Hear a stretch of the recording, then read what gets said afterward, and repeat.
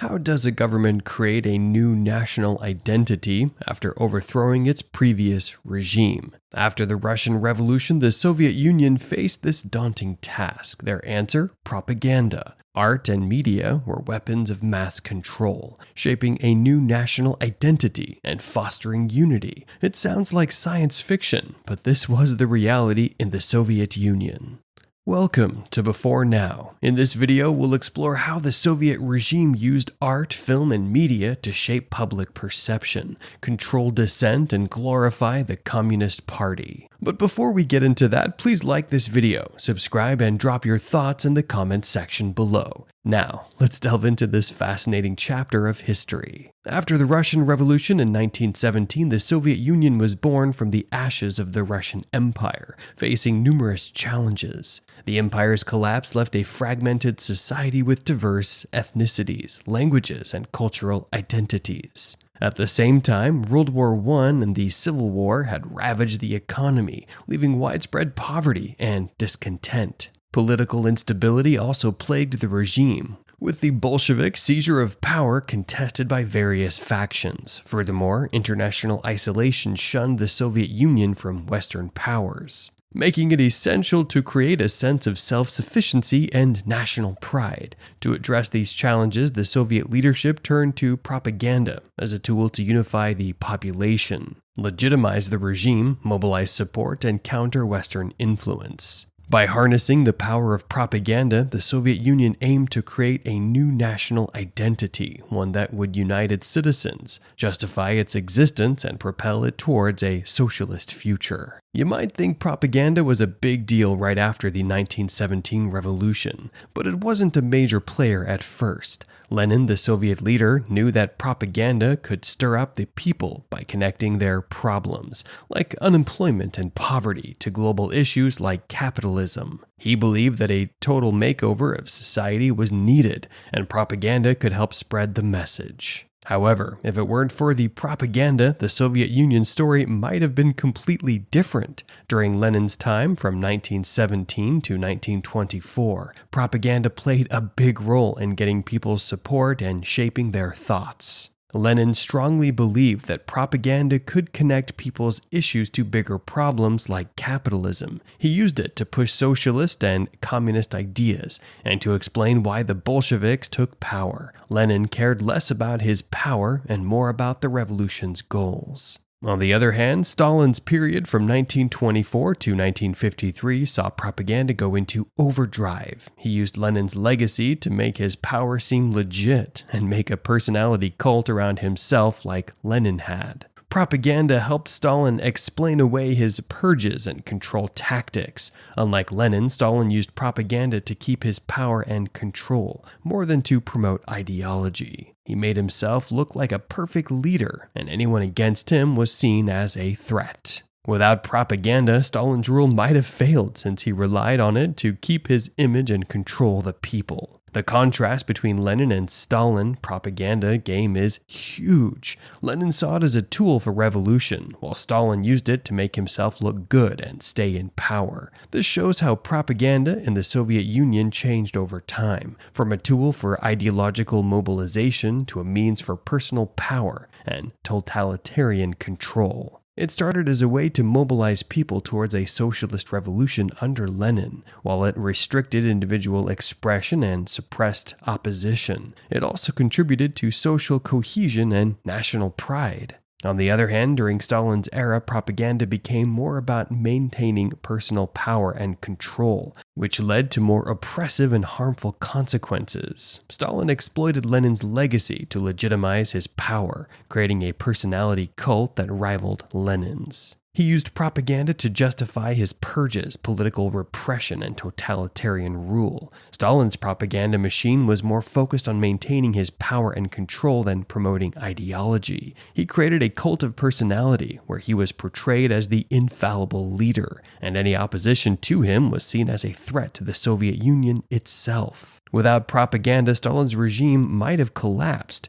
and it was heavily reliant on the propaganda machine to sustain his cult of personality and maintain control over the population. As Stalin consolidated power in the 1930s, Soviet propaganda experienced a shift. With the completion of his first 5-year plan and the onset of collectivization, the focus transitioned from revolution to modernization. Propaganda became instrumental in promoting productivity and industrialization. To reach a wider audience, propaganda heavily relied on print media. Newspapers and magazines were filled with stories highlighting Soviet achievements, heroism, and patriotism. The underlying message portrayed the Soviet Union as a symbol of progress and strength under Stalin's visionary leadership. These eye-catching images were all over the place, on buildings, streets, you name it. They had a few go-to themes, like the country's industry, farming, and military might. The goal? Get people pumped about the Soviet Union and what it was accomplishing.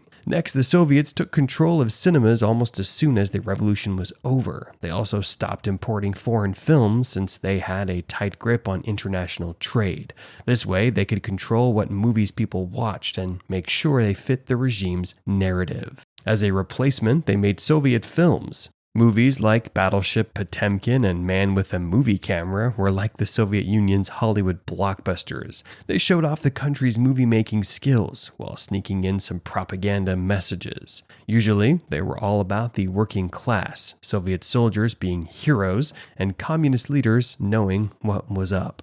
Literature was not left out. In 1932, Resolution 32 on the reconstruction of literary and artistic organizations brought the arts under tighter government control, marking a new era of conformity. Creative expression was channeled to support the state's agenda. Authors like Maxim Gorky and Vladimir Mayakovsky wrote stories and poems that were all about the revolution and Soviet life. This helped shape what people thought and got them on board with the regime's ideas. Even school textbooks were on it. History books made the Soviet Union look awesome and left out twisted stuff that didn't fit the narrative. That way, kids would grow up with a very particular view of their country's past. The Soviet Union made sure propaganda was woven into every part of life in the Union. The Soviet Union's control over art was another way to shape public opinion and enforce its ideology. Abstract art in particular was seen as a threat to their regime. Why? Because it didn't conform to their ideals of what art should be. In the 1920s and 1930s, the Soviet government promoted socialist realism,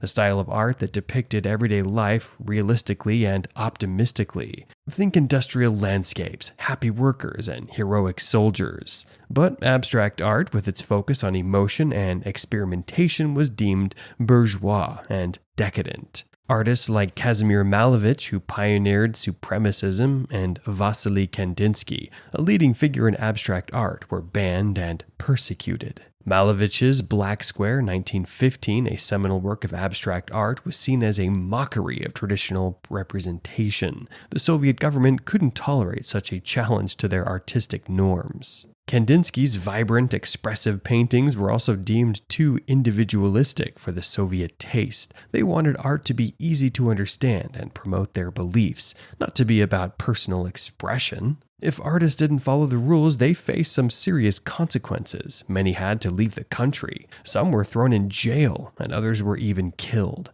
It was the Soviet way of saying, play by our rules or else. This messed with Russian art, stifling new ideas and creativity. It also led to an underground art movement where artists kept creating and resisting in secret, something like an art rebellion. By the end of World War II, Stalin had solidified his position as the Soviet Union's unquestioned leader. Propaganda efforts had instilled a strong sense of nationalism and national identity, distinct from the early revolutionaries' socialist ideology. A new generation of Russians, having grown up solely under Stalin's rule, was deeply influenced by his cult of personality and the myth of Soviet invincibility. Upon Stalin's death in 1953, he left behind a legacy of 3 decades of leadership, a nation transformed by a devastating war, and an enduring Russian national consciousness. His propaganda machine's influence outlasted the Soviet era, a testament to propaganda's power in shaping identity and perception. In the shadows of the Soviet Union's rise and fall, propaganda emerged as a powerful force, shaping the destiny of a nation. From Lenin's revolutionary fervor to Stalin's totalitarian grip, propaganda played a crucial role in molding the Soviet identity. Its legacy continues to haunt and inspire us today. As we gaze upon the ruins of the Soviet Empire, we're reminded that the power of propaganda is a double-edged sword. It can unite and inspire, but also manipulate and control. The choice is ours. Will you be a pawn in the game of propaganda, or will you be the one shaping the narrative? Join us next time on Before Now as we explore more fascinating chapters in history. Please like, subscribe now, and hit that notification bell to stay up to date.